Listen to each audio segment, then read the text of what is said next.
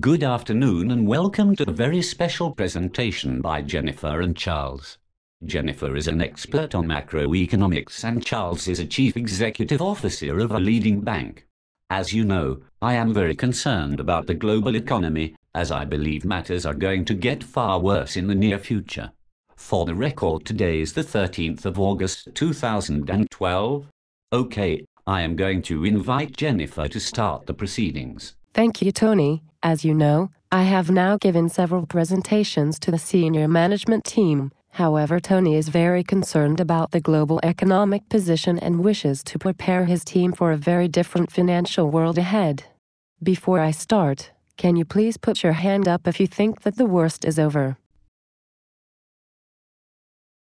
Steve, why do you think matters are improving? The Dow Jones Index is currently 13,207 points. It was well below 13,000 a few months ago. You see, Tony, I do my research. Tracy, I saw your hand go up. Why do you think the worst is over? The Olympics have been a great boost to the UK. I felt really proud and there was a party spirit. It was fun getting hammered at the pub.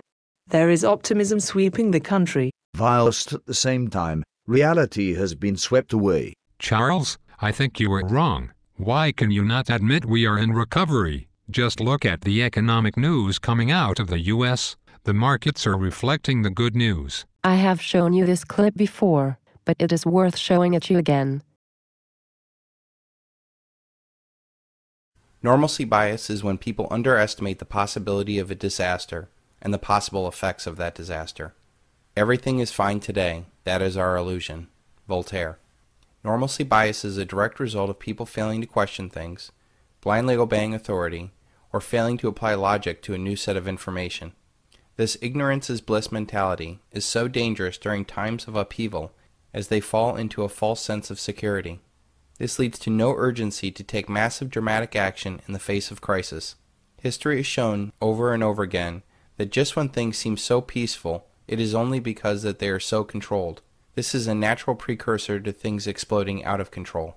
The worst lies are the lies we tell ourselves. We live in denial of what we do and even what we think. We do this because we're afraid. I want you to focus on this.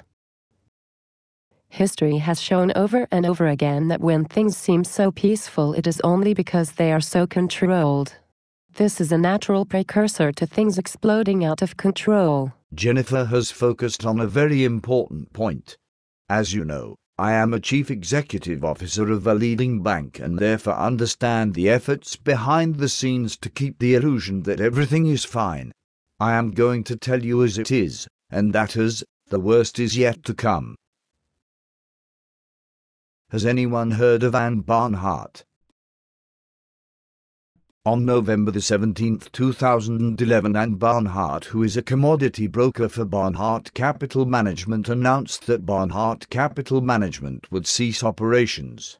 She said that I could no longer tell my clients that their monies and positions were safe in the futures and options markets, because they are not.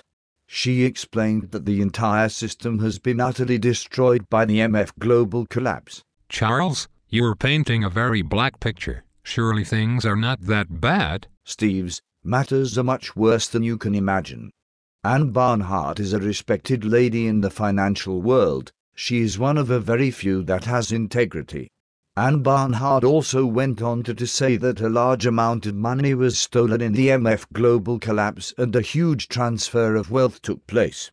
She also said that the rule of law no longer exists and there is no longer justice. Charles is indeed pointing out the reality. In a nutshell, there is far too much debt and it is mathematically impossible to pay it back. The politicians have created a welfare state that is unsustainable. Europe cannot be saved. We are talking of about €25 trillion bailout for a start. A system based on trust cannot endure the collapse of honesty and integrity. You have to start acknowledging many politicians and banking elite for what they are, and that as moral degenerates who are basically sociopaths and psychopaths. The only thing they care about is themselves. They will do anything. They will lie. They will cheat. Bad behavior is contagious. In fact, it has spread like a plague in the financial system. It seems that no law can stop it. Wow, I am so surprised that you are prepared to say all this considering that you are a chief executive officer of a leading bank. I have been truly shocked by the bad behavior, and I believe people need to see the true picture. So what is going to happen? The Western economies are going to crash. That's a mathematical certainty. Not sure on the exact timing, as that depends on what the politicians do. However, the end result will be the same. That's right, and the markets will crash, and it will be a monster crash. I was managing my assets late one night when my eyes beheld a dreadful sight. The economy began to destabilize, and suddenly, to my surprise, the market crashed. It was a monster crash. A monster crash. No one could borrow cash. The market crashed. It collapsed in a flash. The market crashed.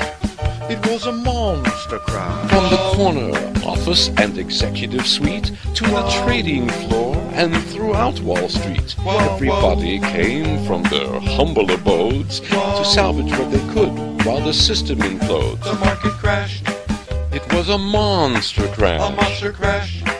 No one could borrow cash. The market crashed.